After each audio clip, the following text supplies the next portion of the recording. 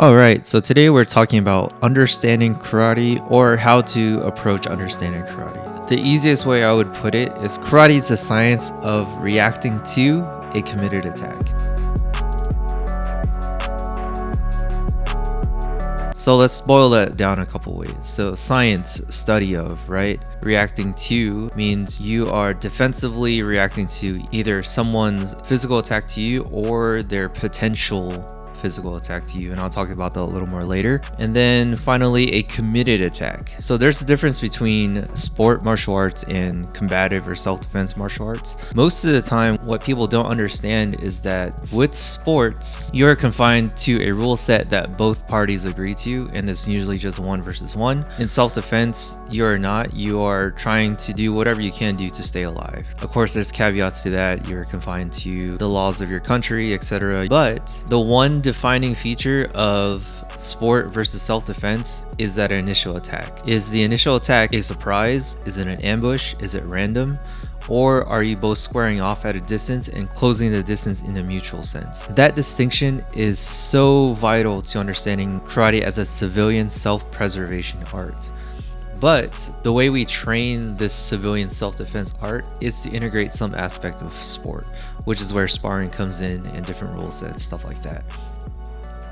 But going back to the committed attack, so all of your defenses, all of your reactions, your applications from the kata comes from an attacker who is committed to hurt you on that initial strike.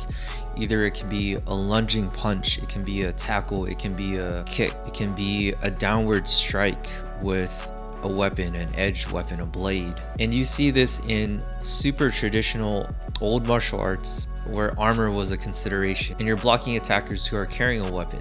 Now you can see this in kata as well, where the beginning of the kata are one of a few different reactions. You're either lunging forward with a block, going backwards with a block, you're either pivoting to the side or blading yourself, you're either pushing to the 45 and scooting your center of gravity away from the fatal funnel or the direct line of impact. So now it makes sense that you drill these type of reactions against a committed attacker, and it also makes sense that you would want to figure out what are the most common types of attacks that you're drilling against. Now where the sport gets integrated in is, what if that initial committed attack fails, or that initial defense from the attack fails? Now you're in a close range clinch fighting distance, or you're stumbling backwards, you're falling over things and now you find yourself on the ground, or you're defending against one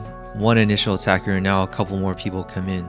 And this is where the sport and the different types of training methodologies start to happen. So you could do this in a couple ways. First, you can start drills by doing the initial attack, reacting to that, and then just ask yourself tons of what if questions. What if I fail to block that? What's going to happen next? What if I fail to take the person down after this initial attack? Then what happens? So these are all different types of scenarios that you can start drilling. And what makes the sport aspect integral to this type of training is the sense of play. So if you replace the word sport and just think, you are play simulating death, right? So if you have on one end the extreme life and death battle, if you make a mistake, you die. The other extreme is you're play fighting, you tag each other, you're learning different patterns, you're seeing things, you're reacting to things, and you're having fun enjoying as you learn. Now if you take the initial end of the spectrum and you're fighting to the death, and you realize I can't be training like this every day because I'm just going to get injured and we're not going to really learn anything. We're getting 1 or 2 repetitions in and someone gets hurt. So then you start to dial it back. In that first point of dialing back, you would call that sport because it's not training till you die, right? So now how many points on that line are you going to dial back to, 1, be safe, and 2, still replicate real life as much as possible? And that's the sweet spot, and there's a progression to that methodology, and we'll get to that in the future. But that's how I would explain karate to somebody.